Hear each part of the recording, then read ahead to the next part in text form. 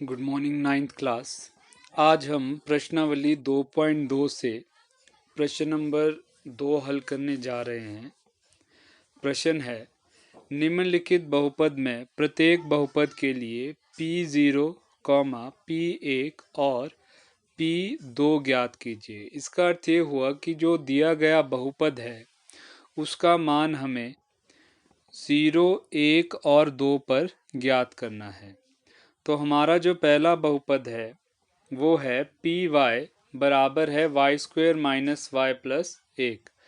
तो ये जो पी वाई है ये इस दिए गए बहुपद का नाम है। मैंने आपको पहले भी बताया था कि जो बहुपद के नाम दिए जाते हैं। तो पहले हमें देखिए P0 ज्ञात करने के लिए हम क्या करेंगे। P0 ज्ञात करने के लिए हम दिए गए बहुपद में जहां पर भी y है वहां पर हम 0 लिख देंगे। तो हमारे पास बन जाएगा 0 का स्क्वायर माइनस 0 प्लस 1। तो 0 की घात 2, 0 का स्क्वायर 0 होता है, 0 माइनस 0 भी 0 आ जाएगा। तो 0 प्लस 1 कितना रह जाएगा हमारे पास 1। तो P0 हमारे पास कितना आया 1। अब हमें ज्ञात करना है P1। तो अब वैसे ही जो दिया गया बहुपद है वहां हम y की जगह क्या लिखेंगे, अब 1 लिखेंगे। तो हमारे पास बन जाएगा 1 का स्क्वायर माइनस 1 प्लस 1। 1 का स्क्वायर 1 होता है, माइनस 1 लिख दिया और प्लस 1। तो 1 माइनस 1 0 आ गया और हमारे पास कितना रह गया, सिर्फ 1। तो P1 पर भी बहुपद P1 भी कितना आया, 1 आया। अगला आया P2। y की जगह अब क्या लिखना है, हमें 2 लिखना है। तो यहाँ बन जाएगा 2 स्क्वायर माइनस 2 प्लस 1। 2 का स्क्वायर होता है 4, माइनस 2 जमा 1। और आपको पता है 4 माइनस 2 2 होता है, जमा 1, 2 जमा 1 कितना आ गया, 3। तो P2 कितना हो गया हमारे पास, 3। तो यहाँ पर हमने दिए गए बहुपद के लिए P0 भी ज्ञात किया, P1 भी ज्ञात किया और P2 भी हमने ज्ञात किया। तो ये था हमारा पहला भाग। दूसरा भाग देखिए। अब दूसरा भाग है पी टी बराबर है 2 जमा T plus 2t square minus T cube. घात 3 को क्यूब कहा जाता है, टी क्यूब पढ़ेंगे इसे हम। तो हल में आप एक बार पूरा बहुपद लिख लोगे, फिर पहले P0 ज्ञात करेंगे तो t की जगह क्या पुट करेंगे, हम 0 पुट करेंगे। तो देखिए हमारे पास बन जाएगा 2 जमा 0 जमा 2 गुणा 0 का स्क्वायर माइनस 0 का क्यूब। तो ये बन जाएगा 2 जमा 0 प्लस 0 की घात 2 0 होता है, उसको जब 2 से गुणा करेंगे तो भी हमारे पास 0 ही आएगा। और 0 की घात 3 भी कितना आ जाएगा, 0। तो इसको हल करेंगे तो हमारे पास P0 कितना आ जाएगा, 2 आ जाएगा। उसी तरह P1 के लिए हम t की जगह क्या लिख देंगे, 1 लिख देंगे। हमारे पास बन जाएगा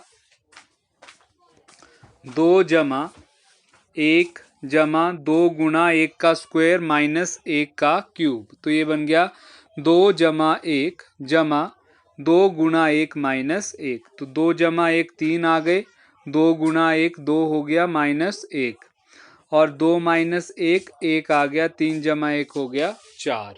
तो P1 हमारे पास कितना आया, 4 आया। अब लास्ट देखिए P2 ज्ञात करना है हमें। तो t की जगह अब हम 2 लिखेंगे, 2 जमा 2 गुणा 2 की घात 2 माइनस 2 की घात 3। तो ये बन जाएगा 2 जमा 2 जमा 2 की घात 2 हो गया 4। तो ये बन गया 2 गुणा 4 माइनस 2 की घात 3 होता है 8। मतलब 2 को हमें 3 बार गुणा करना है, 2 की घात 3 का मतलब ये है। तो ये बन गया 4 जमा 8 माइनस 8, 8 से 8 कैंसिल हो गया, तो ये बच गया हमारे पास 4। तो P2 कितना आ गया हमारे पास, 4 आ गया। अगला है Px बराबर है x क्यूब। ये बहुत ही आसान है, इसे आप कर सकते हैं, इसे आप खुद करेंगे। चौथा भाग देखिए। चौथा भाग है Px बराबर है x माइनस 1 गुणा x जमा 1 x प्लस 1। तो एक बार जो बहुपद है उसे लिख लिया। उसके बाद P0 ज्ञात करने के लिए हम x की जगह क्या लिखेंगे, 0 लिखेंगे। तो हमने x की जगह 0 लिख दिया, तो हमारे पास बन गया 0 माइनस 1 गुना 0 प्लस 1।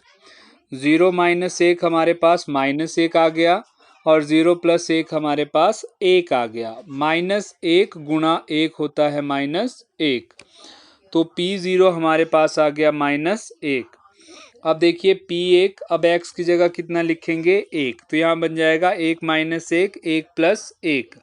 1 माइनस 1 0 होता है गुना 2, तो 0 गुना 2 आ गया 0, तो P1 का मान आ गया हमारे पास 0। नेक्स्ट देखिए P1 बराबर है 0। अब P2 के लिए हम x की जगह 2 लिखेंगे, तो ये बन जाएगा 2 माइनस 1 गुना 2 प्लस 1। 2 माइनस 1 1 होता है, 2 जमा 1 3 आ गया, तो 1 गुना 3 3 हो गया। तो P2 का मान कितना आया हमारे पास, 3। तो इस तरह से ये प्रश्न नंबर 2 हमने आज किया, जिसमें प्रश्न नंबर 1 की तरह ही हमने चर के विभिन्न मानों के लिए दिए गए बहुपद के मान ज्ञात किए। तो ये जो काम है आप अपनी नोटबुक्स पर लिख लेंगे, और शाम 5 बजे से पहले पहले ये जो कार्य है आप ग्रुप में शेयर करेंगे। और जो कल हम आगे के प्रश्न करेंगे इस प्रश्नावली से। धन्यवाद।